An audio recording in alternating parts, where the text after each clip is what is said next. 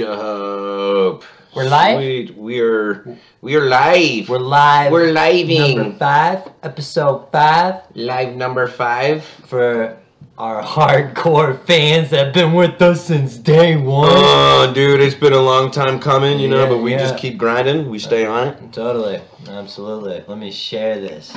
So. Grind so hard, sometimes we gotta grind our molars while we're doing our show. I got a massive workout in today. I don't mean to sound like a total bro, but I am. You are a bit of a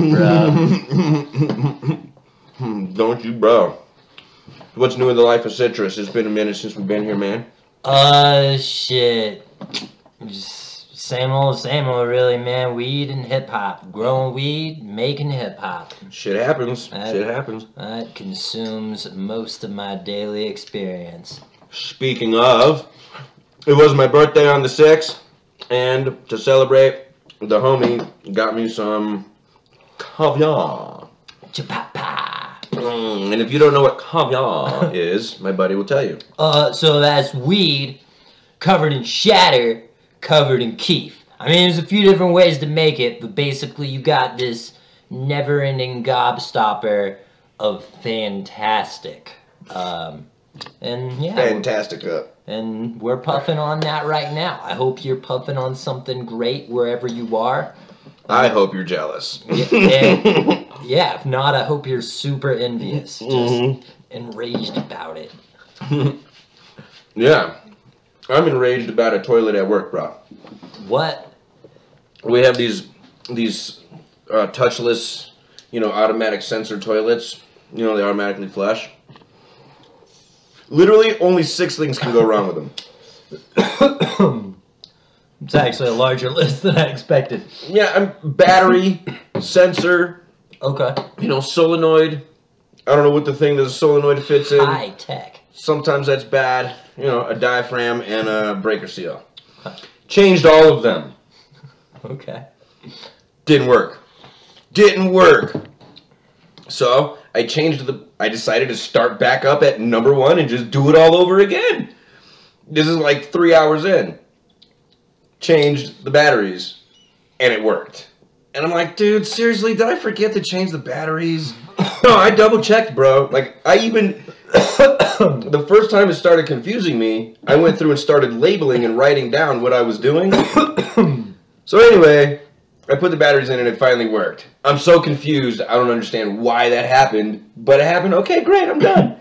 But there's a little leak from when I tried to put the breaker seal in. I was like, oh, man. So, okay, no big deal. It's, you know, just kill the water, unthread it, put some new tape on it, rethread it. No big deal. And I'm done. Yeah. Stopped working. Oh, nip twist. What the fuck? What the flying fuck? Are you kidding me? Nah, man, dude. Nah, I'm not. Nah, this is 3 hours into it. I'm done. I've got to get a fresh pair of eyes on this. I'm not even. I have this new philosophy, Citrus. Not my monkey, not my circus. You know what I'm saying? So the toilet is not your monkey. That's right. And you know, my job is not my circus. You know what I'm saying? Like, right. You know, I did my best. I'm just gonna leave it. Someone else can deal with it. Whatever, dude. I mean, no pride. You know what I'm saying? Like, or I have pride, but I mean, not so much that it's gonna hurt me anymore. You know? Right. Well, I mean, some things are out of your control. I think a lot of the struggle we have being a human in the human experience is we really want to control things, and the truth is we got control over none of this shit. Not even a little bit. Except what's up here. Right. And that's what I've been realizing lately. I have control over whether or not I'm going to let this thing frustrate me. You know? I'll let it frustrate Brenda. Have fun with it. She's way better being frustrated. Yeah, she is. I'm going to stick to what I'm good at, which is smiling, enjoying myself, giving no fucks. Yep. NFG. That's the motto. FG. No fucks given. Oh, NFG. NFG. NFG. Yeah, dude. I like that. Yeah. Here, we're gonna put this out. We should put this out, save it, because I'm getting garage door eyes. So, as promised, let's go ahead and talk about superpowers, dude. Right. So, do you want to start it off? It was your topic, bro. Oh, well, honestly, this is Danny's topic, but Okay. I'll gladly steal it from him because he told me to. So, basically, how the concept starts, the foreground, if you will, is, do you feel that you have any sort of superhuman ability? Something that's a little extra than the average person? Something that, like, some sort of lucky thing that always happens to you for some reason? Mm-hmm. First of all, I'm hella handsome. Undoubtedly. Top notch. I'm what they call a swooner. A swooner. Yeah, I make people swoon. Dude, all they can't hold their legs up. That's why people lose their footing around you all the time. Yeah, dude. Gotcha. It's like everybody around me looks like they just got done with leg day. They're all like, oh my god. And you know, I can't turn it off.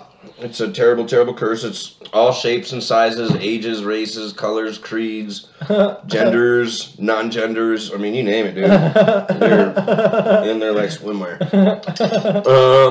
Actually, I've been thinking about this all day. If I had to narrow it down, dude, I have a pretty good sniffer. Okay. Interesting. I have a pretty good sniffer.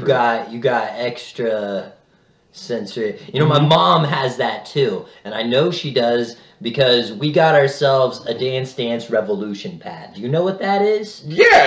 You put it out there and you got to do the right. It's like a video game. The right? arrows go up the screen and you step on these 4 directional pads, and it makes you sort of look like you're dancing, but you would never actually dance like that. right. Besides on Dance Dance You're Revolution. jazzercising. Yeah, you're jazzercising hard. It's pretty hard, pretty fun. Back in the day, me and Justin would hit the arcade all the time. Anyways, we bought a pad for our home, and the chemical smell from this pad is very potent. Like, whip it out, everybody can smell it throughout the house for a day.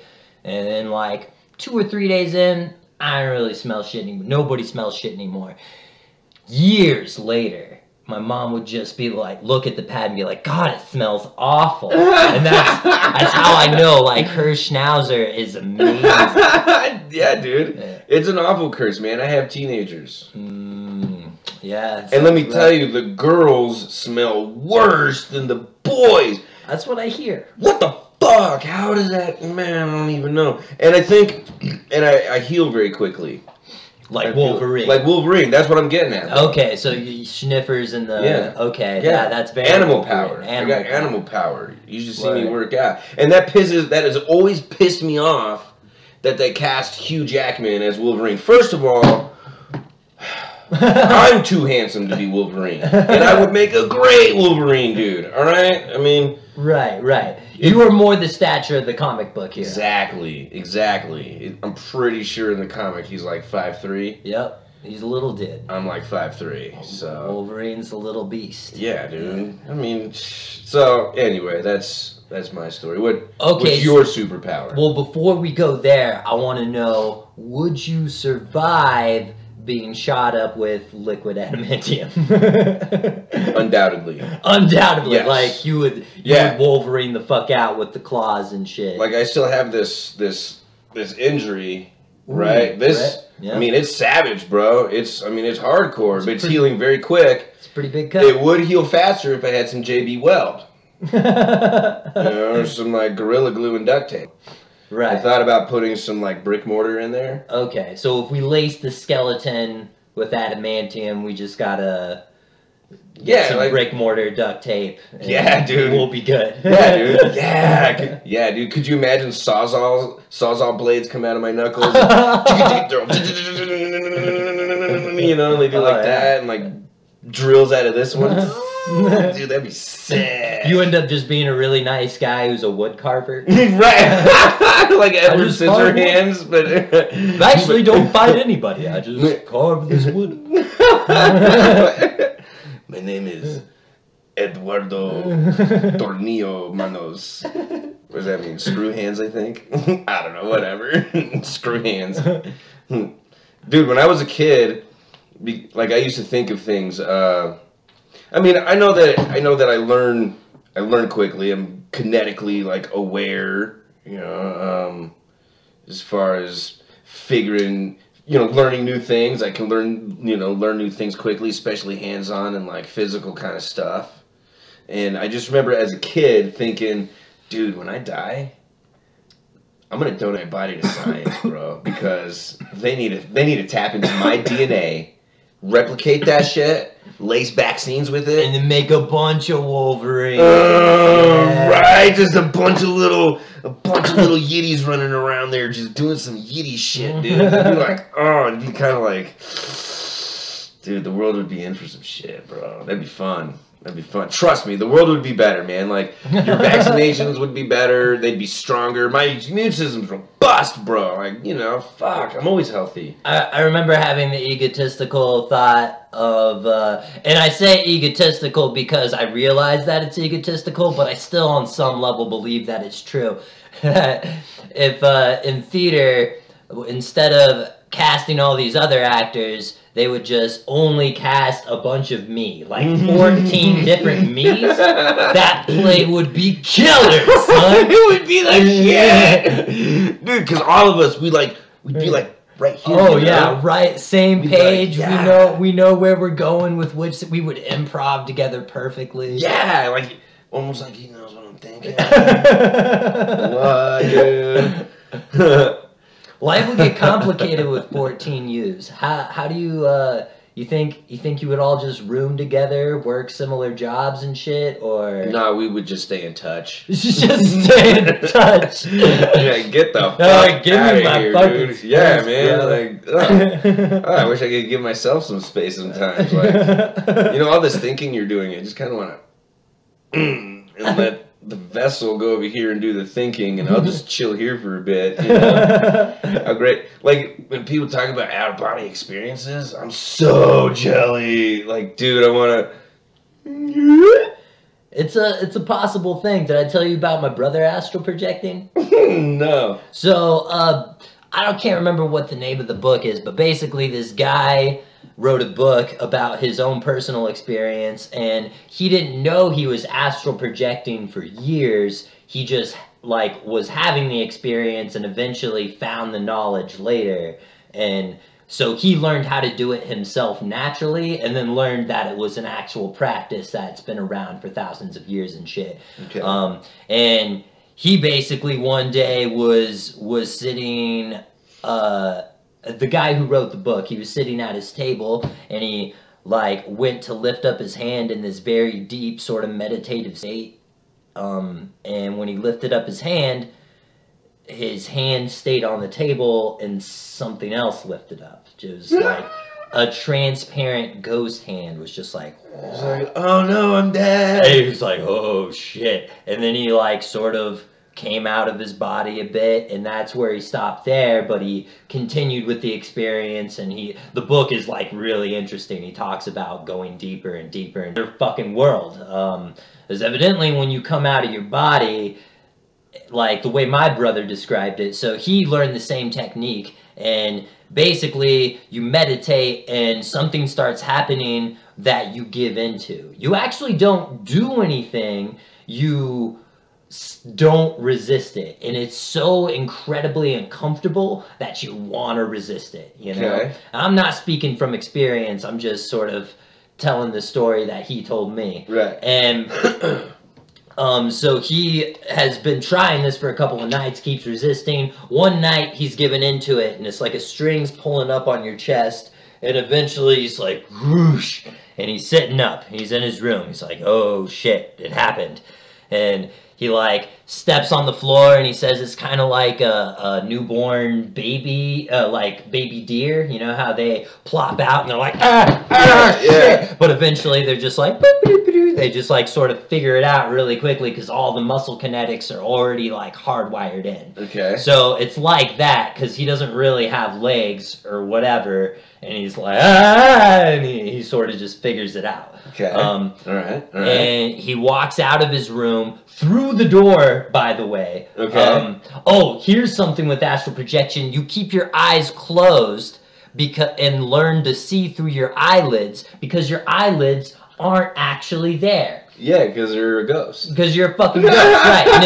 And if you open your eyes, then your body opens its eyes, and you wake up. And you wake up. Son of a bitch. Crazy, right? I hope, dude.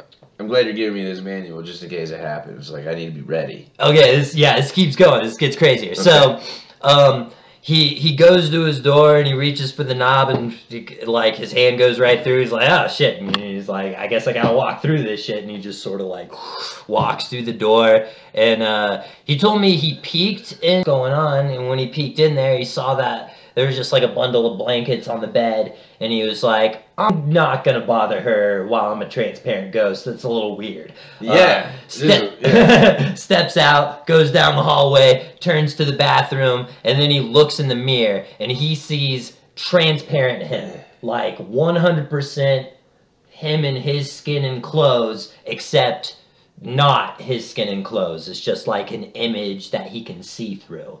And he just starts tripping. He's like, oh my god, what the shit? And my brother does not do drugs of any kind, just to let you know. Like, he, a little bit, but for the most part, drug-free individual. This is purely like a meditative experience. And when he looks into the mirror and all of a sudden, like, the world starts changing. And this is when I think that astral projection and lucid dreaming are almost the same thing, because what he describes after this seems like a lucid dream. He said the bathroom turned into a huge hallway with corridors running through it, and it was just like as far as he could see. And he sees a man in a business suit walking along off in the distance, like he has to yell in order for him to hear him. He's like, hey, you over there! And like he doesn't respond at all. Maybe he's ignoring him, who knows? And then he's walking by, there's a leash behind him, and he sees what's on the leash, and it's like this crazy demon dog thing, just like and my brother was like, oh shit, I don't know where the fuck I am, I don't know, you know, maybe I shouldn't be interacting with shit like that.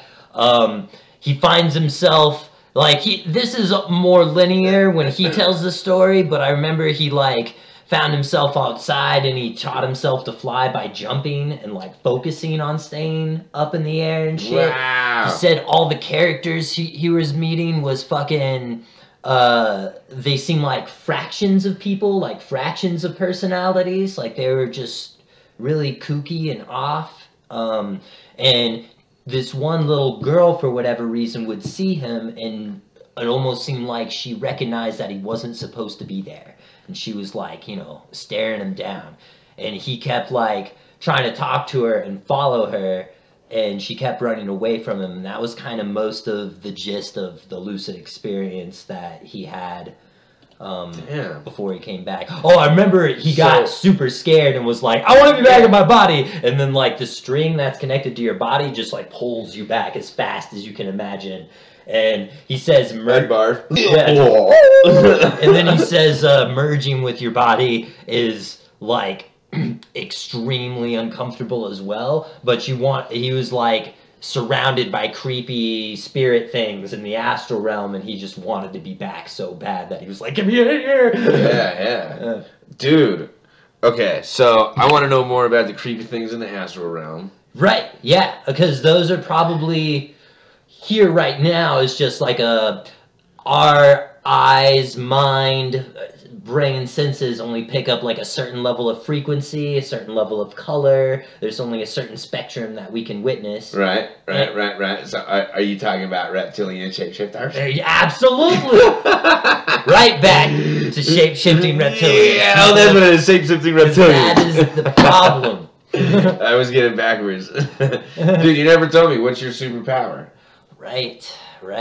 See, this is kind of a tough one for me because I don't think nearly as highly of myself as you do.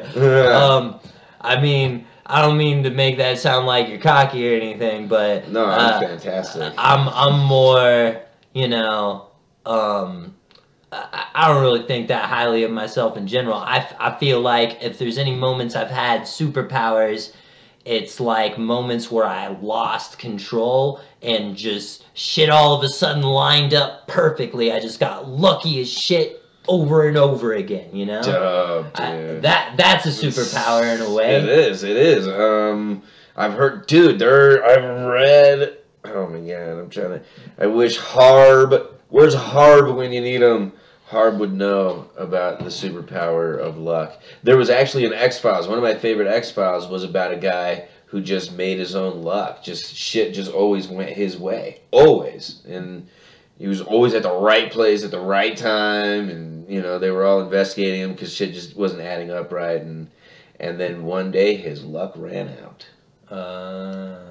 And that was it. There was, like, his death was just so remarkable. Like, that had to be there, that had to be there, that had to be there, and then you had to not be paying it. Like, you know what I mean? Like, it was one of those types of things. It was just terrible luck. Yeah, it was a really great episode. I love the X-Files. Nice. Yeah. Yeah, I would say luck is one of my superpowers. And, you know, other than that, I got some pretty human superpowers, like, oh man, I'm totally copping this from somebody who's disarming people. Was that you? Yeah. You said disarming people. Yeah, I would say I'm pretty fucking good at that. Yes. Yes. Like, dudes don't want to take up arms against. They don't want to punch this face very often. Yeah, they don't want to fuck with citrus. No, I don't want them punching my face either. I really don't want to get punched in the face. It's the worst place. I'm okay. If there's worse places to get punched, it's worse places to get kicked. Ooh, okay. Would you rather? And this is where everybody needs to start chiming in. Like, I mean, people, we want to know what superpowers you want to have, what you would do with your superpowers, what superpowers do you have.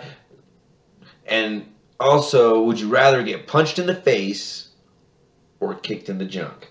And ladies, I want to hear from ladies, what's it like to get kicked in the pubes? You know?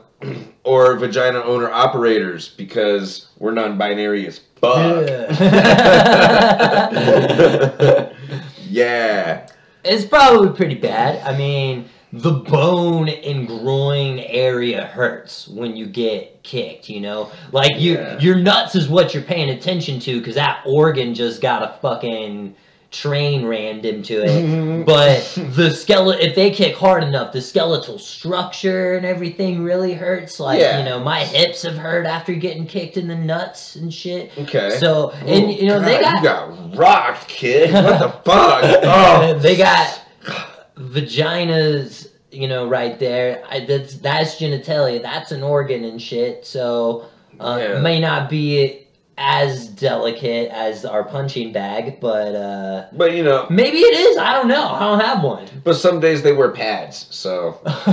You got padding, you'll be alright. Did you ever see that King of the Hill where Bobby gets in trouble for I can't remember anyway, he's getting bullied at school, so his dad says he's got to go take boxing classes at the Y, but he really doesn't want to do boxing. And he's all happy because it ends up being full, so he can't join. So he goes, he knows his dad's going to be pissed if he doesn't learn something. So he takes a women's self-defense class. And he ends up going to school and kicking the bully in the balls. And when he does it, he yells out something he learned in the class. You know, something like, "That's my purse!" and kicks him in the balls, right? And then the next day, the bully's friends come, and he's all, "I don't know you! That's my purse!" And he ends up, and then he becomes the bully because he starts, you know, kicking people in the balls. And, and Hank gets really pissed, you know, he's like, "No, I'm going to teach you how to fight like a real man." And he takes him out in the garage, you know, and it's so funny because he's circling him and they got these gloves on and he's all, "Okay, just give a little pop, all right, a little pop, a little pop." And he just keeps dotting him, dude, and Bobby's having no fun, just, he's getting more and more frustrated, and finally he just says, "I don't know you!" And boom! Kicks his dad right in the nuts. And, he goes down, and it's so bad. He ends up having to go to the hospital, and he's like laid up. He has to, stay home from work. He's all stuck in his chair, icing his balls all the time. And like, he's like, "Damn it, Bobby!" And he's like yelling at him, and Bobby's finally. It's like, what are you gonna do, Dad? You can't get up and chase me around or anything. Ha ha. And he's like, ha, pop, pop. And so then his mom ends up coming along. Miss Peggy here, and she ends up taking him outside and like somehow getting to tussling with him and throws him on the ground and he tries to like reach up and kick her in the junk and it doesn't work like that. And he's like, and that's when your only move is kicking people in the nuts, your weakness is women. Right. It's so funny. Oh my god. So anyway, I've always wondered about that. I always thought, dang, it's supposed to be pretty solid down there. I mean, I think that's just to show the difference of organs. I think it's more of a stereotype. Yeah, you kick someone swiftly in the groin, it's gonna suck. I imagine, what you were saying about the bone. I mean, a swift one of those never feels good. Right. Getting kicked in the shin. Mm-hmm. Dude, honestly, you want to win. Yeah. I'm not saying it's like super honorable or anything. But, if you manage to get me in a fight, it's not an honorable situation. Live, Citrus. Exactly. You live to fight another day. You're like... I'm just sort of a reactionary person. It's like, oh, this seems dangerous. Not anymore. Dude, I would be fucking down for the count. Are you kidding me? So, I mean, so kicking in the balls. Like, if you're in a fight and... Dude, man. That makes you rethink your life. That's what you do in the fetal position. Like, like, what did I do to get myself here? Oh my god, what was I thinking? Even if you didn't do anything wrong, that's what crosses your mind. Like, somehow I must have fucked up to be feeling this kind of thing. Oh, wow. So in wrestling, there's a move that you're taught, and you use it very rarely. It's called the 5-on-2. 5-on-2? Yeah, you got 5 of these, and 2 of what?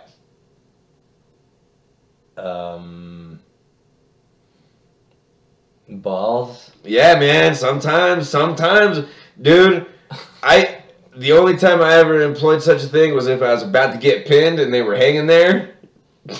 Fuck, dude. I'm not gonna take it. I'm not gonna take an L. I'm going for a W. Dude. Yeah! But dude, you gotta commit. Otherwise, you just look like a fag. Competition, man. It makes you do some crazy shit. Or if they were stalling, I hated stalling. Okay. That shit fucking pisses me off. Like, show up and wrestle, bro. Like, you know what I'm saying? Like, let's fucking throw down, or I'm gonna fight dirty. Like, that's when I would bite people or punch them, or yeah, whatever, dude. I would motivate your ass. Let's move. You don't give him any time to Goku power up. Fuck that shit. I'll fucking headbutt you in the back of your head, man. Are you kidding me? Get up and do something. Earn your fucking keep around here.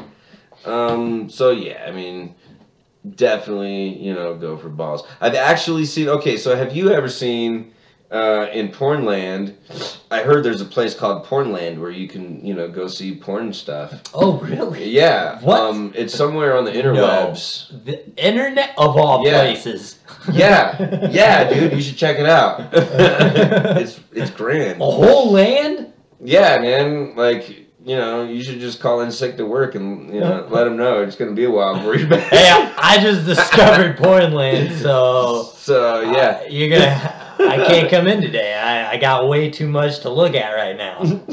So as you're... Have you heard of this? How are you going to work? You're right, yeah. How's anybody get anything done?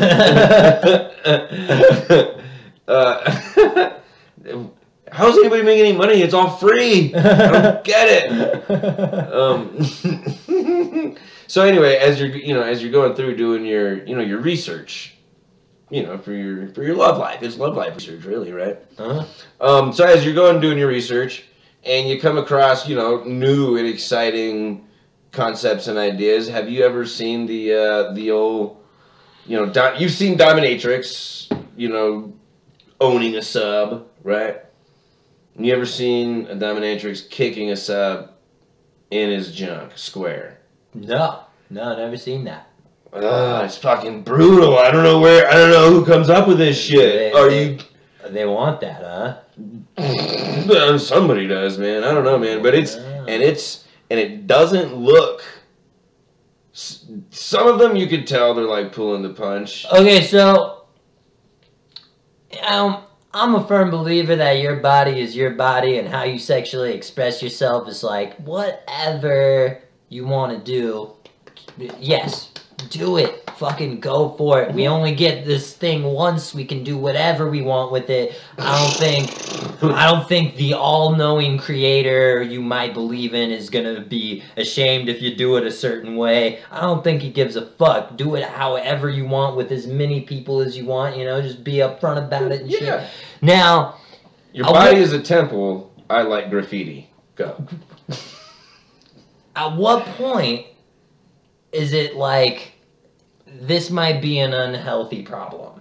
If you like getting kicked in the nuts, I don't know, man. That just makes me question whether you're psychologically sound or not. Yeah, how do you get to that point? You're like, I mean, okay. I get that it's usually these big company CEOs, you know, these guys that have all this power and are constantly commanding people around all day. They find it, you know, they go hire a dominatrix because it's like someone can really stick it to them, rein it in. I get that, but kicking in the nuts, dude, that's like my biggest fear. Dude, yeah, man, like when you can feel it in your kidneys, you know, and oh yeah. Oh, and you get all woozy, and you're paying her not to feel bad about it, or him. Oh God, yeah, man. Dude. Like she's gonna like spit on you and call you a name after that. Right. Pumpkin jizz. I don't know where that came from. That's what you are now. You're pumpkin jizz. Whether you like it or not, with or without whipped cream, you're pumpkin jizz. You'll never feel the same way about getting the insides out of your pumpkin again. Right. Like, oh pumpkin jizz. I'm gonna roast and eat this now. Dude, okay, so I want to see this in Pornland now. I want to see a dominatrix walking around with a fucking pumpkin and just like throwing it at him. Just you. See, and that one I would be like perfectly healthy, man. You like pumpkins. You like pumpkin jizz? Fucking take that pumpkin jizz to the face. That's great. But once someone's kicking you in the nuts, I'm like, bro, are you okay? Is you know, how are things at home? How did you find out that you like that? Right. You're like looking at your wife, just thinking, here's the same old. Ain't even good. Babe, kick me in the junk. Wait, what? I don't know. It just hit me. It's that, you know, like people who cut themselves. I feel like, you know, I don't want to make any light of that. That's a very serious thing, and that's like you probably... For sex or for...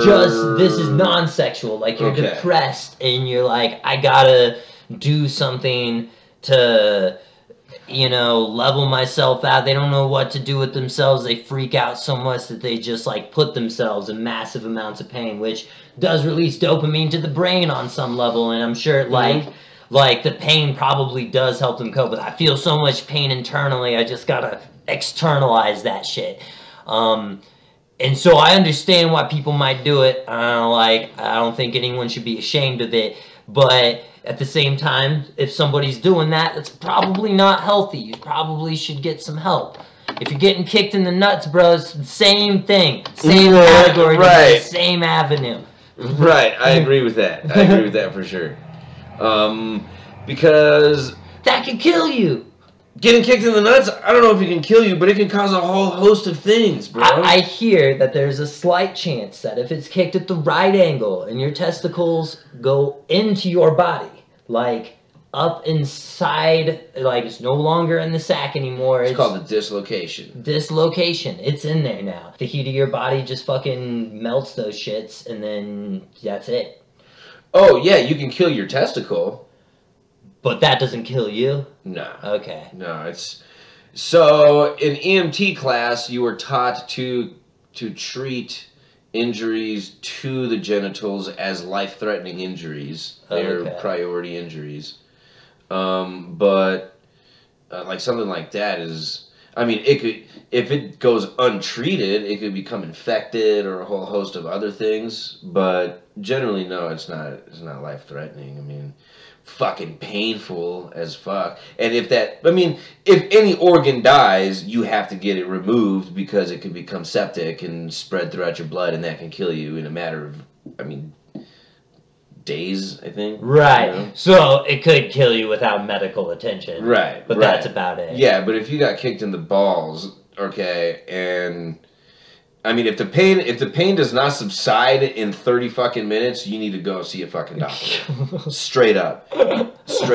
You could have a torsion, which is when it gets when the ball gets twisted, and so it's pinching off. I never want the word torsion to be anywhere near my balls. All right. There's plenty of other things that you don't want near your balls. Jeez Louise. So you can have, bruising, general bruising. You can have a fracture of the testicle, which I'm pretty sure that means you're losing the testicle. I'm sure you're losing it. You could have, oh my God, you could have your scrotum cut and your testicle could come out. It could be just, and dude, this for some reason in my mind, It's hard to think. Yeah. That is a hard thought to take. That thought feels like a punch in the face. Ooh, no, ooh, man. Oh, you make me think that. God damn. You're like, it's all woo, woo, woo, woo, woo. Like, I feel like there is an artist somewhere waiting to become famous. And I'm talking like one of these, artists, you know what I'm saying? That, dude, they're going to cut it and set it out and then take a picture of it and then put it back in and then sew it up. Act like nothing happened. Just, you're welcome, brilliant artist out there. You're fucking welcome. All right? Don't forget us little people. That's all I'm saying. You could have... Okay, so a dislocation is when it's no longer in the scrotum. So it's up in your abdomen, or I guess it could be maybe wedged in a muscle somewhere, like in your groin area. I don't know where else it would be besides outside, inside, or up inside, I guess. The worst, though, I'm thinking, is a D-glove. Dude. Yeah, dude, so... God, man. Yeah, man. Dude. Keep the glove on. Keep the glove on. I got certified as an EMT years ago. My glove. And it was an amazing experience. One of my superpowers is taking tests. Okay. I'm really good at taking tests, dude. Like, boom! I scored very high on that one. Anyway. When you get your EMT book, there is a whole section of pictures of stuff that you might see in an ambulance or in an ER or just out in the field or in just general trauma. Just pictures of general D-glove avulsion of a penis. Don't know how it happened. But I think about that right now and it makes my whole legs go numb. It makes, dude, next time I pass out, because what I think to myself is, I'm all right with this. I can keep watching this. Like, I can handle this is pretty much the run-of-the-mill thought that runs through my head. Immediately after that, I'm black. Nothing. Do you feel like your skin temperature changed? Do you start sweating? Can you feel your pores open? The whole that whole thing. Yeah, your blood flow just. Usually, what happens is like you stand up too fast and your vision gets blurry on the top and bottom. Like, yeah, that shit just closes up on you pretty quickly. I'm just like. You get that warm. He just lights out. Okay. So, and usually I'm hearing somebody go, "Oh my God, is he okay?" So Okay, so we were talking to that chick. You wanted to know if I could top that chick story? Oh yeah, from earlier. Right. I'll top it right now. Okay. All right, I'm gonna tell you why I'm not an EMT. Okay. Oh God. All right, so don't judge me, okay? Because I don't know what to make of this. Don't fucking judge me. Okay. So, so when you're getting towards the end of your class, you have to take clinical observations where you actually go work in a trauma center, in an ER somewhere in town. So on my second clinical, I had to go work at University Medical Center. You know where that is, right? So anyway, not much is going on the whole day. It's pretty run of the mill. It's whatever. And then all of a sudden, there's this big old thing on the radio. You know, they got this big horrific crash on I-10. You know, just miles away. They don't have enough people at the Northwest Center, so they're going to start moving people over here to University. And I'm great. Like, I hate to sound like an ass, but when you're sitting around all day, you got to get some check marks on my fucking list here. I need some fucking accidents. Here's a big one. My checklist is going to be done, and I'm going to get to learn some shit, okay? Right, totally. That's the thing, is I'm going to get to learn some stuff, okay? Totally. So, you know, they talk about, okay, there's a head injury coming in, and we need to get her done stat. She's elderly, got to make sure she's okay, and she's coming in with her husband. And so, right then, the trauma surgeon that was on can see if her skull is fractured. Okay, so I got my gloves on, you know, and I'm palpitating her head, you know. And the trauma surgeon, you know, rolls her eyes. No, you need to feel the wound. That's where the trauma was. That's what we need to find out what's broken. So now I'm sticking my fingers in the wound, you know. No. You got to get in there. Her skull is in there. We need to find out if it's broken, not if it's tender. We need to know if it's broken. So she grabs the lady by her hair and pulls it up, and there's a hole, right? Like a hole in her skull? No, just like a tent. You know, like you could see her skull and the skin tented over it. You know, like this. Okay. Right, and there's like a little tunnel now. Just like put your finger in. Oh yeah. So I did. And I could feel the skull. And it was fucking amazing. Okay. Before I get sidetracked. I could feel... It was amazing. I felt a ridge. And I know I was like... Oh. And she goes, what do you feel? I said, well, I feel a ridge, but I don't think it's broken. What do you think it is? I'm pretty sure that's the fontanelle. That's absolutely right. Okay, cool. So I think she's okay. Yep, it's just a superficial cut. We're going to give her stitches. So a fontanelle is when you're born. Humans have evolved massive brains. That's our evolutionary superpower. And in order to accommodate such a massive brain, we have to have a soft skull when we're born. Otherwise, we would destroy our mothers when we were coming out. So our skull is soft. And it's built of plates that are not fully joined. And as we get older, those soft spots harden up as the plates join together, and those soft spots are called fontanelles, and when they harden up, it's a fontanelle ridge. And that was the ridge that I was feeling. The reason I don't do EMT work, senor, is because when I slid my finger in there, I got a boner. It felt like a vagina, dude. Test me. Test me on it, yo. Get your ass in an EMT class, okay?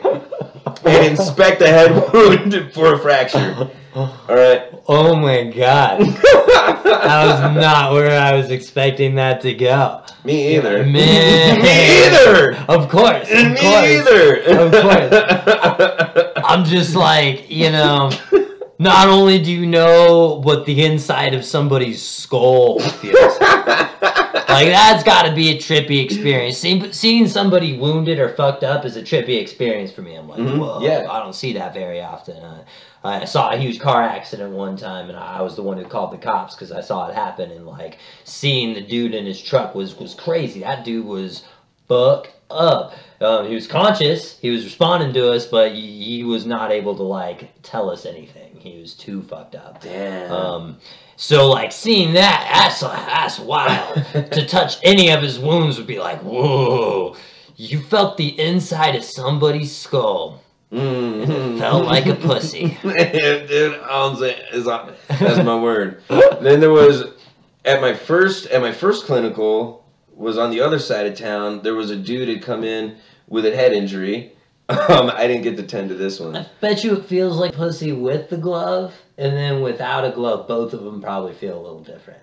Oh, I'm sure. I'm sure, dude. Like, but you know, whatever. Warm, wet, with a little bit of stretch and a little bit of solid. It's like, what the fuck, dude? Like, gotta keep it professional. Getting some head. Getting some head. Wait. Oh, sorry. My bad. No, she's fine. Wrap her up.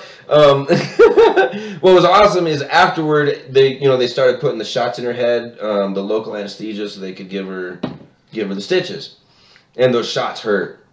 Especially after we just been finger fucking her scalp, you know what I'm saying? And so she was like, and I just felt so bad at that moment for her, that I went and held her hand.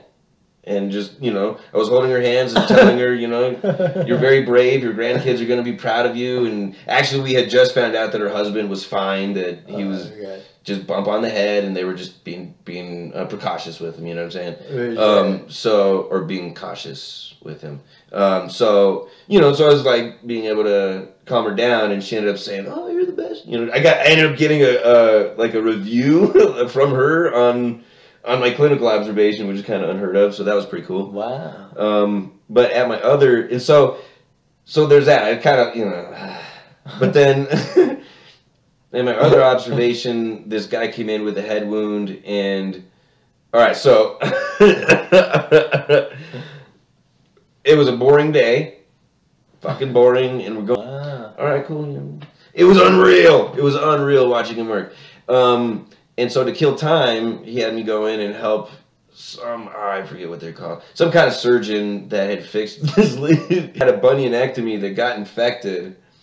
Bunionectomy. Oh my god, dude. And so I didn't realize that they were playing a little game of pass the shit ball. Like, oh hey, there you guys are. Hey, phlebotomist, why don't you come in and you want to learn how to use this saw to cut off this cast?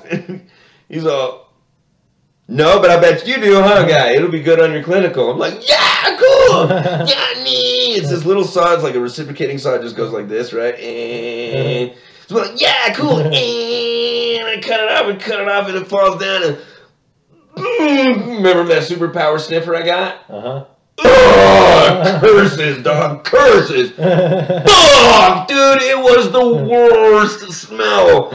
Oh, God, it was horrendous. Of course. All right, so not long after that, we get this guy comes in with a head injury.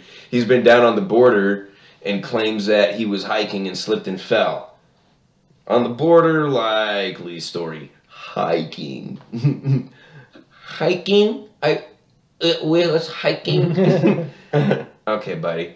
Anyway, so that's the story. They want me to go in and disrobe them.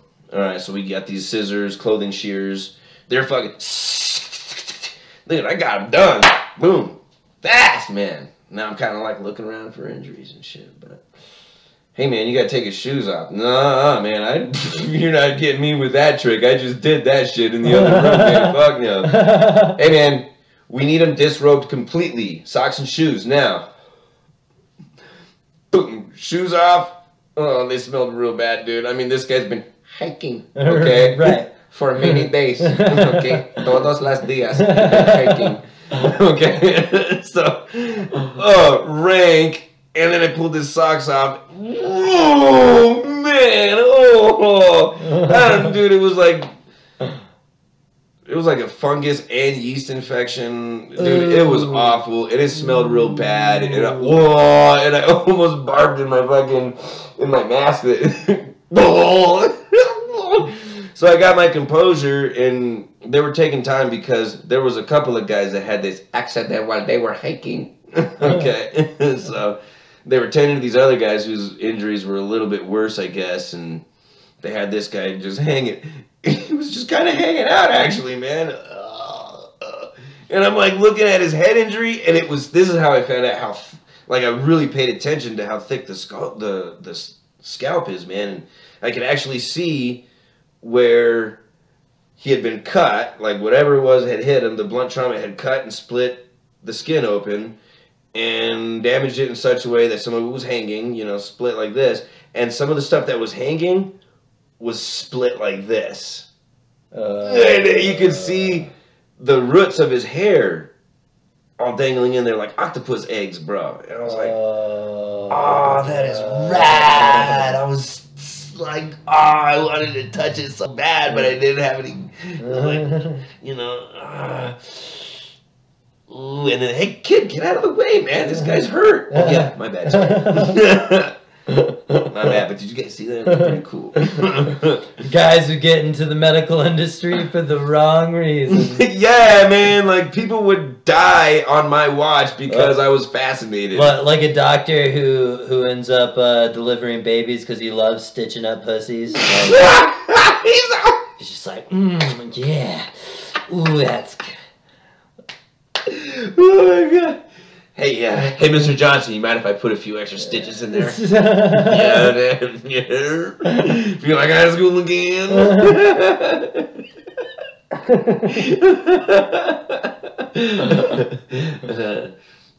That's something you learn in EMT classes, you know, how to deliver a baby in an emergency situation. I'm not saying I want to, but yeah, I totally could.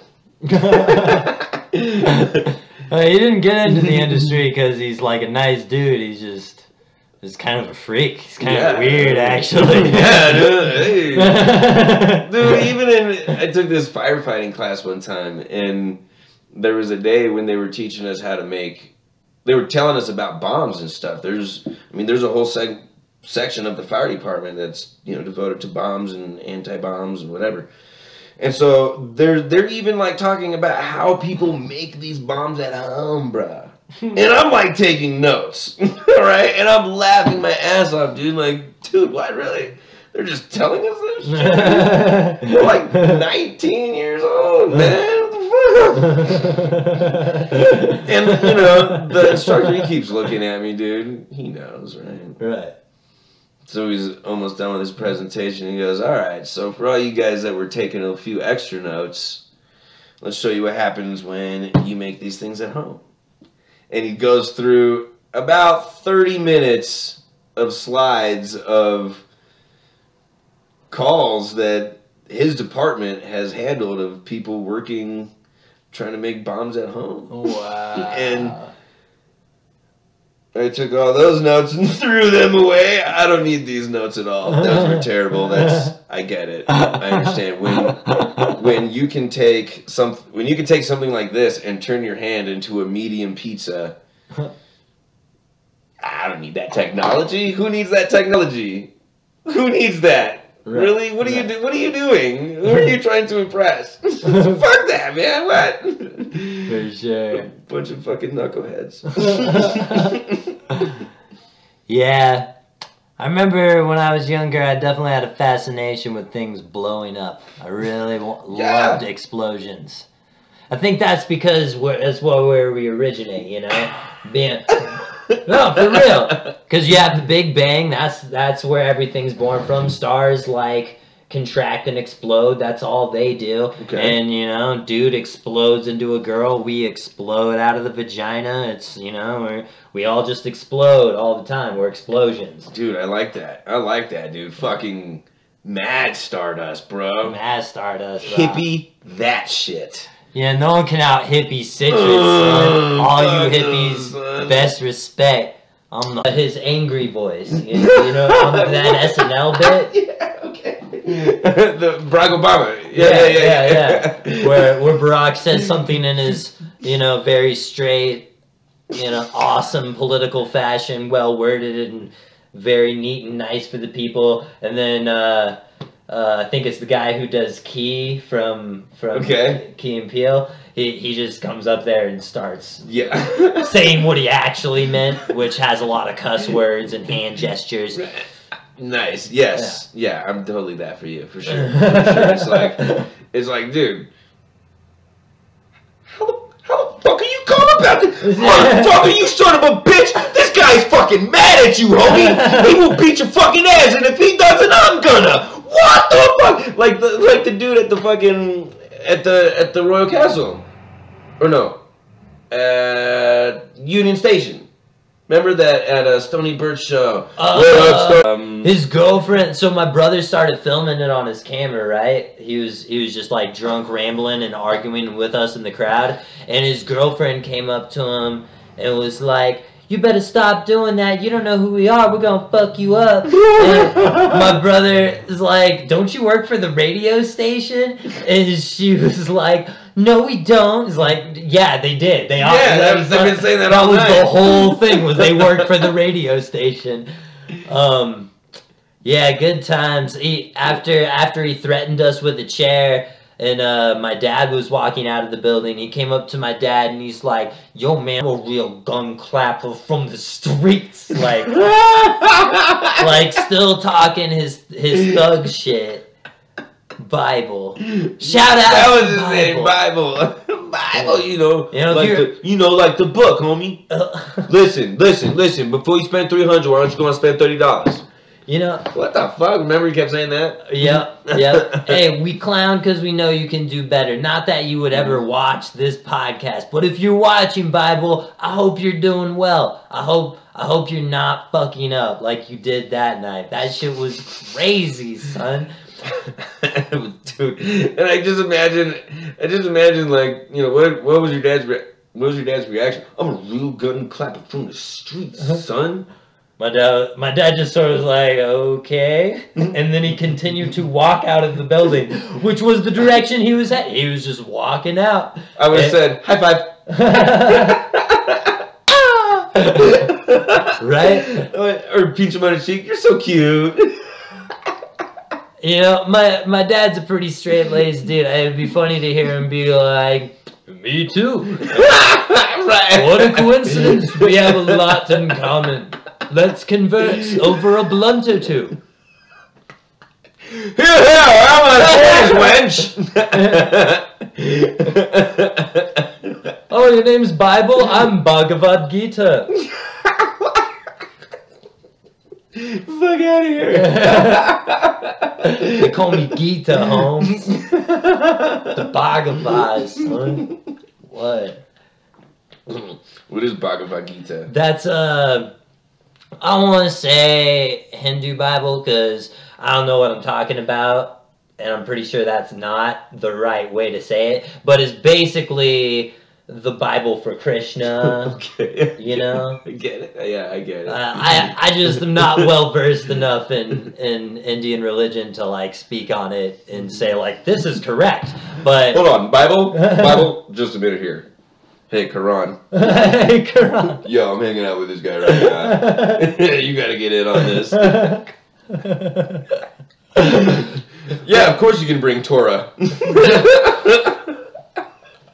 Oh, dude, Bible, if you do ever watch this, form a rap group with nothing but religious text names. That would be dude, sick as fuck. Yeah. And don't say the N-word. This doesn't look good on you. It doesn't look good. Right? Real talk. Oh, man. That's an interesting... I have the skin color, so that's enough. Right, yeah, I hear you. That's... yeah, Ox. Yeah. Shout out to Big Meridox. So he had me do some voice acting on one of his albums on a particular track, and he wanted me to use the N-word. Yeah, I did. It was all good. It was great. It was great. What the fuck? So much fun. It was such a relief. I was like, finally. Thanks, man. God. Oh, I've been waiting to say this in the mic for so long. Do you mind if I warm up a little bit first? No. I'm gonna take some selfies for Instagram. He used to he used to introduce himself as not liking, you know, people of a certain complexion. What? So like, I took it. I'm Big Ox and I hate white people. Is that... Yeah, I'm Big Ox. I don't like white people. He usually said that when he was, you know, bouncing. He worked as a bouncer, among other stuff. I mean, I can't even be mad at him. I understand. There's a lot of white people I'm not that happy with. So, but the thing is I just, you know, I feel like if anybody got permission to use it, like, dude, I should have got him, like, to stamp a card for me or something, because I still don't feel comfortable. Like, stamp a card. I actually... I'm certified by Big Ox to use the N-word. Right. Boom. I actually recently wrote a jam about race, and it's really condemning the conservative, the general conservative, perceived conservative standpoint on race and all of that. And part of what I was trying to say was, you know, I was trying to use the N-word and another racial slur to emphasize the ignorance of, you know, the people that I'm portraying. Totally. But just don't feel comfortable with it. I actually change it to blanks and N-words is the words that I actually use now. Instead of beaners and niggers, I say blanks and N-words. Okay. Because I'm... Yeah, that's not what I mean at all, but I'm just afraid that somebody's going to be like, dude, you didn't have to. Magic words. Joe Rogan has a bit on this. He's like... that's one of the few words that's literally magic, and when he said it in the room, dead silence, and he's like, "See, you know, there's magic in that word. There's a lot of weight behind it now." Power. and on that note, that's something that I often like to point out to, you know, the white or those that are less understanding of the Black Lives Matter movement. Well, it seems like everything's equal. Okay. What is the white equivalent of nigger? Well, white people can be niggers too. No. That's not what I said. That's not what I said, dude. That's no. No, they cannot, because you have never once in your life looked at a white guy and said, that guy's a real... You've never said that? Yeah. You've never said that. You might say he's acting like a... Well, I don't know, actually. I would argue that my generation, like, growing up in high school and everything, a lot of kids use the N-word to everybody. Now, it was less common that white dudes would use it in general, but if a white dude used it, I guarantee you he was calling other white people the N-word, and... if black dudes used it, it like didn't seem to matter what race. It was just. But I don't mean like hey, what's up, N-word? Right. Hey, what's up, blah? Oh, you're talking. I'm talking about with anger. You're a real fucking. Okay. That has never happened. Gotcha. Okay. Gotcha. Because of that, because that word exists. That's all you need. That's inequality right there. That's. Yeah. Yeah. That's. You can. Pretty good ruin point. Somebody's day with that word. They cannot ruin your day with a word. Oh, no. I just remember that I'm white and I walk away. Right. Exactly. Right. No, I mean, not to like take this shit. Like, I'm not like, no, yes, I'm white. You understand the privilege. But I understand the privilege. I'm highly aware that I am privileged. Right. Yeah. I remember I'm white and I walk away. Because, I mean, they can call me a cracker, white boy, you know. Now, if I'm on the south side of Tucson, that might make me scared for my safety. But other than that, I'm not like, damn it, they really got me with that one. Right. Exactly. The fuck, dude, I'm scared on the south side in Tucson. I'm too white for them. What did they say? Do you know where you are? Aho and 36, bro. What clip you rap? What? I don't know what. I don't know, but who you with? Who you with? You know, you blood, you crap. No, I got cut one time and bled a lot, but you know, I mean, I'm okay. I'm just kidding. But that way. I imagine to stay pretty safe and pretty white while I was over there. People would be like, "Hey, white boy, come here." I'd be like, "No, thank you, sir. I don't want to get shot or stabbed today. Appreciate the offer, but I'll go ahead and decline on that one." Shit, man, he's gonna see if he wanted to smoke this joint. He's got a backpack. It's probably full of some cool white boys. They got Game Boys, they got Walkmans, you know, they got Discmans. The thing is that was the case. I usually had a backpack with like my laptop in it. They probably would let. That would be a score on the south side for sure.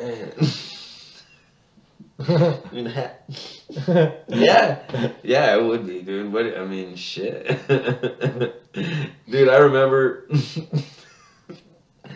All right, man. I made no judgments through this phone call. Okay, I used to work for Apple Care. All right, troubleshooting iPhones and like iPods and shit like that. And in training, they stressed the fact that sometimes, once in a while, you'll get a fishy phone call. A fishy phone call sounds like they don't want to give you a lot of information, but they want you to unlock this phone. Sounds a lot like a stolen phone. That's not your problem. You service the phone, not the customer. Wow. Okay? I'm not a fucking cop. You didn't hire me. You hired me to make this phone work. That's what I'm gonna do. Right? That's the deal. Okay, yeah. So, dude, my first day I get this call. I have no idea what part of the country it's from, none of this. All I know is it gotta sound like that. Hey, I got this phone. I need you to unlock it. Okay. I need to get the, thanks for calling Apple Care. My name's Dave. Great for me to help you out today. Can I do you for? Yeah, I got this phone and it needs to be unlocked. Okay, cool. So can I get the model number, please? No, I just need you to unlock it. Okay. Can I get the serial number? No, man. I ain't got no damn serial number. You just gotta unlock the phone. Okay. Alright. Well, can I get a name or something for... I just need to look up the account to make sure that you guys have an Apple Care plan. Otherwise, I have to charge you for the phone call. I can definitely get your phone working for you. But I need to find out if if you're signed up and you get helped out for free. If you're in your warranty period, I can help you out for free. Otherwise, we're going to have to sign you up. Nah, God, man. I need you to open the damn motherfucking phone. I got a phone. I need you to open it. Okay. But I need some information, sir. I can't just move. And fucking Apple Care, you got a motherfucking... Open the damn goddamn motherfucking phone. Okay, sir. I really want to open the phone, but I blame me for not, like I'm stonewalling him or something. Right, I'm playing him or some shit. And finally, he ends up saying, I can't remember what he says, but he says something about... It was something, the way he worded it, it just sounded like, oh my God, this is not his phone. Like, oh shit. I was like, and I was trying to let him know that I don't care about that. I just want to, sir, I want to help you. And finally I told him, listen, man, if you're not going to work with me, I can't help you. You know what? Fuck you, you stupid ass motherfucking ass white boy. Just the good half, sir. And I hung up. I mean, what was I supposed to say? I'm not white, you're white. Or, how could you tell? Or, my brother. I don't know, man. Like, so I just said, just the good half, sir. And I hung up. My mom would have been proud of that.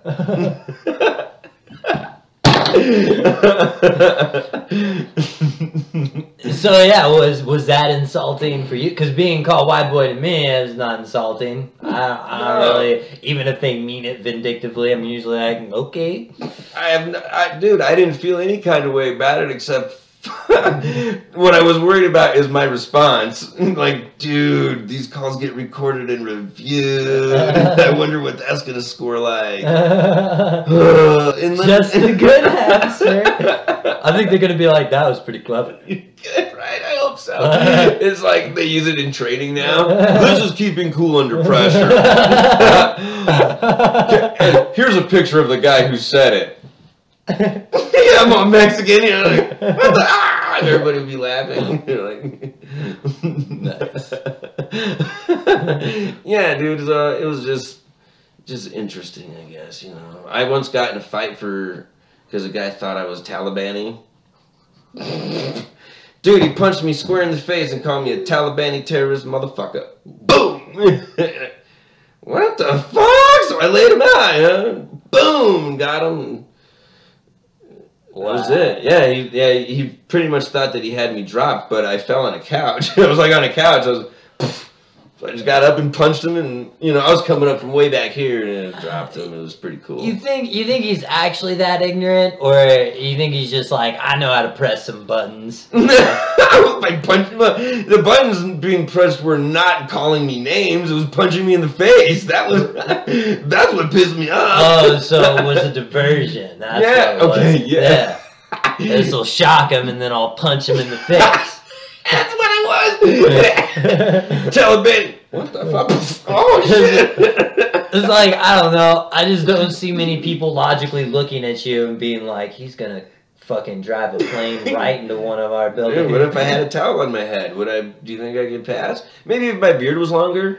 I don't know. Maybe it's just because I've known you for too long. Yeah. And it's just your face is too recognizable for me to like it would be a costume to me. I'd be like, what's up, doing? Dude, so there's this movie called A Day Without a Mexican. And it's the premise that one day people wake up and all the Mexicans are disappearing. And just nobody can explain it. So so they go around and they start this they start asking people, you know, hey, you know, what do you think about the Mexican disappearance, blah, blah, blah, blah. And they run up on this one dude and they're like, hey, man, all the Mexicans are disappearing. How come you're still here? Because I'm Arab. Listen, I'm tired of getting, caught up in all this. And if I end up getting caught up in, because they think I'm Arab, and I'm going to blame it on you for putting me on the TV. And he walks off. And then a couple of scenes later, they come up with this plan to start rounding up the remaining Mexicans so that they don't disappear.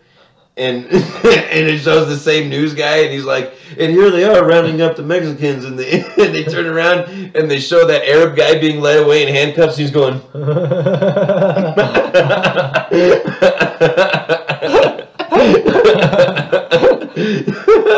That's awesome. I've been thinking, man, if I go to Hollywood, will I get typecast as doing Mexican roles and Arab roles? Do you think? I mean, I bet you if you were like trying to go that route, it'd be super easy. Yeah. Like, I bet you they do shit like that all the time. I mean, the Mexican character in most movies is just like the thug drug dealer, or like they always typecast them every time. I'm going more for like a Daniel Pena kind of arc, I think. Daniel Pena. He was the cop, the detective, the FBI guy in Shooter. Did you ever see Shooter? No. Did you ever see? Fuck, he's been in a bunch of shit, and I can't remember any of them. Okay, you remember? I'm pretty sure he was the guy that said, "No more locked doors." Was that him? No, damn it. He's been in a bunch of stuff. One of my favorite things was he was in. Did you ever watch My Name Is Earl? Yes. Did you ever see the one where Earl somehow gets his dad involved in a drug deal with that? I think he's like a gay Mexican guy, and he's got all these gay white boy bodyguards, like lounging around at the hotel in their Speedos and stuff, and he's like, otherwise, Clayton will take care of you. And really, Clayton? Really? I just wanted you to scare to him. Clayton's all badass with it. And then like goes and sits back on the bed. But that doesn't help you figure out who Daniel Pena is, dude. I'm pretty sure he's the guy in Next Friday that said, "No more locked doors. No more locked doors." He's great. He's a good actor, dude. He's been in a bunch of stuff. Very funny. For sure. Yeah, I mean, I don't know. I'm sure I've seen movies where the protagonist is Latino or Mexican, but it does feel rather rare that like the good straight characters. Yeah. Yeah. And, you know, Antonio Banderas, you know, but he always... Yeah. The accent. You know, For sure. It would be hard for me to find work, you know, on that note, just because, like, I'm way too handsome. You know? Yeah, maybe you should go to Hollywood and be that dude, man. Dude, Fucking... Yeah. Do it for cosmic puppy belly. Like, it's so soft and good. And it, like, wraps around the whole hot dog itself. Like, put the hot dog in the bun. It's like a military Arctic sleeping bag. Oh my god, yes. It's like that. I mean, you got to fit all those things he talked about. And we're not talking about, like, some beans. We're talking about, like, oh, you're stopping for lunch. Would you like to have some pork and beans and some salad? Yeah. How about all of it on a bun? Yeah. With some breakfast. There you go. You Now know? it's a healthy meal. Yeah, dude. Oh my god. New So hot dogs fired. wrapped in bacon. It's so funny you're bringing this up. I was explaining this to somebody at work today. I can't remember. Oh, they were talking about there's a place in town where you can go and get all kinds of crazy hot dogs. And I was like, dude, have you ever heard of a Sonoran dog? No. So I explained it to them, and they were kind of like, I think they were too stunned to really, I don't think it fully processed, because their reaction was,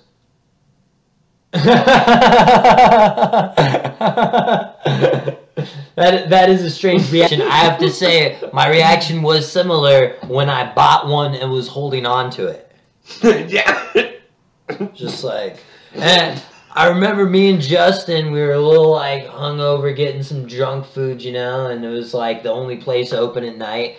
We pull over and we buy a couple of Sonoran dogs, and it's just, you know, we're too hungover to say no to certain items. At least I was. I was just like, everything, put it on there.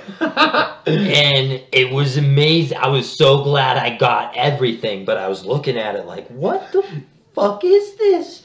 It's like a sweet alien saucer ship. And, dude, I wish I was there the night that it was either Güero Canelo or the owner of BK's. One of them thought of it. I'll bet they were hanging out together when they thought of it, right? And they were like, "Oh, dude, it was my idea. No, it was my idea." And that's why they opened up their restaurants right across the street from each other. Sixth, right? South Sixth. Check it out in Tucson if you guys get a chance. BK's and Güero Canelo's. I'm all about BK's. I find it to be way more flavorful and badass. But I'll bet that they were sitting there one night and they were like, you know, they were just going for hot dogs, and it probably was little borracho and showed up with just the wrong hot dog buns and was like, dude, what are we gonna do with these? I don't know, man. Just like, you know, it's way too much bun. Like, I gotta, you know. And the guy probably already was already wrapping his hot dogs in bacon by then, you know. That was like his signature thing. That's why they were getting together that night, I'm sure. Was to like, dude, check out this thing I did with my hot dog buns. Oh, you ruined, or with my hot dogs, you know, I wrap them. You ruined it by bringing the wrong buns, you idiot. Now you're not going to taste the bacon. It's going to get lost in all that fluffy shit. And, you know, it's, but it's such a fantastic bun, dude. Like, you know. Ah, man, but like, you know what those Americans do? They make these things called them, what do they call them? Weenies and beanies, right? Weenies and beanies. And you put them together, and I'm not going to do that with my hot dogs, man. I put bacon on them, okay? I put them in my fucking buns, and I eat them, but I put them in the right buns, and, you know, okay, whatever. But because these buns are so big and fluffy, I didn't have enough money for plates. Hey, I hope you don't mind. But, you know, these buns are big enough, we can just put our food right on it. And so he's just putting his food on there, and they're like, man, you could put like a lot of beans. And they were like, dude, what else can we put on it? Can we put any more? Yeah. What else can we put? Okay, I think that's the maximum capacity, man. Let's just put some any more and it would fall apart. Right. Any more and it would come crashing down. It would be a catastrophe. but they mastered it. Yep, they really did. They really did. Not to say that it isn't a little messy. It can be a little messy. Dude, seriously, it's end of the night the fodder wonderful mess. Yeah. It's so fucking good. Do that to yourself if you ever find yourself in Do that to your coworkers, all right? You go and you get that mess on your fucking tie at lunch, and then you come back in the office.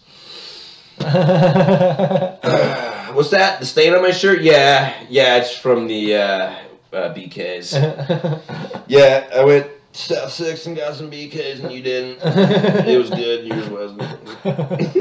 Whatever you fucking This is how you get promotions. Oh yeah. How you move up in the company. For sure. That guy is in control of his life. I gotta say, that taco shop in Boulder, what the fuck's it called? Oh my god, I'm losing the name of it. I'm pretty sure it has tacos in the name on Iris and fucking 30th. The one that's like up on the little stairs, like that behind patio. Walmart. Yeah, fuck. Dude, that Sancho's. It's motherfucking Sancho's. Dude, their barbacoa taco changed my life forever. I was no longer the same person. Where I'm from anyway, just my horizons have been vastly broadened by a long shot, and it's fucking fantastic, dude. I love Indian food and Korean. Well, I think now that a lot of people are attracted to the spot, just more people with refined taste in things are attracted to the spot. Because, like, all the types. I mean, you're outdoorsmen. Mm-hmm. You know, when you've got how many 14ers? I have more than 10. I have no idea. I know there's a lot. I think it's 14ers. What? So those are Mount Peaks that are over 14,000 foot or taller. So, you know, we attract a bunch of climbers. You got the mountains, you got... In the mountains, you know, they stretch so far. You have so many different places to go hiking. I mean, you have the Colorado Trail and, you know, all these... Basically what I'm saying is you get, you know, outdoorsy connoisseurs, you know, coming. You get, like you were saying, the beer connoisseurs. Of course, we got the weed connoisseurs coming from all over. There's some really big art festivals all around Colorado, so you get your art snobs. There's some cool music festivals, so you're getting a lot of them coming around. And a lot of the people that come here come just for that, you know, and then take off. People retire here. You know, you got to be pretty wealthy to retire to Colorado, you know, to most of the places. So, you know, they're, yeah. What I'm saying is, if you want to, like, you know, tap into some really fine quality stuff, this is a good place. So, if I could choose a superpower, I would really like it if my balls were immune to kicks. Like, if someone kicked it, it would just snap their shin and I would feel nothing. Rest of my body's vulnerable and stuff. I still have to, like, train and be a hella good fighter like Batman. But if that villain just decides to do something dirty, like, or like I have some sort of power with it, like if I teabag somebody, it just breaks skulls, just yeah, okay. Dope. If I could choose a power, I would think I would...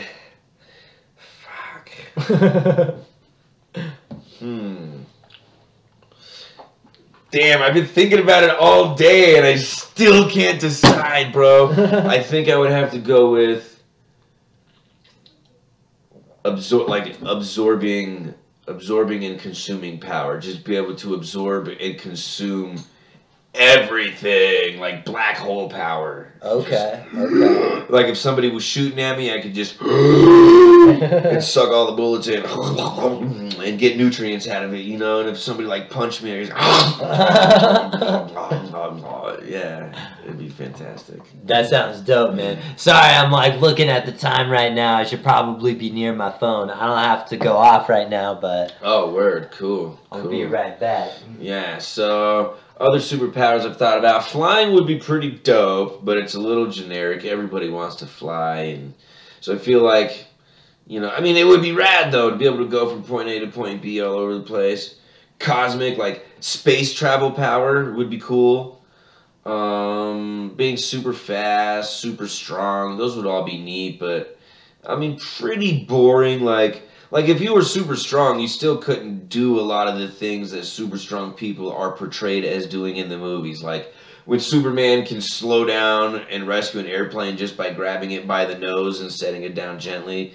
Sure, he's super strong, he could do that, but the plane would have snapped. Like, it's just not designed for that sort of tension or tensile pressure. It's, you fucking kidding me?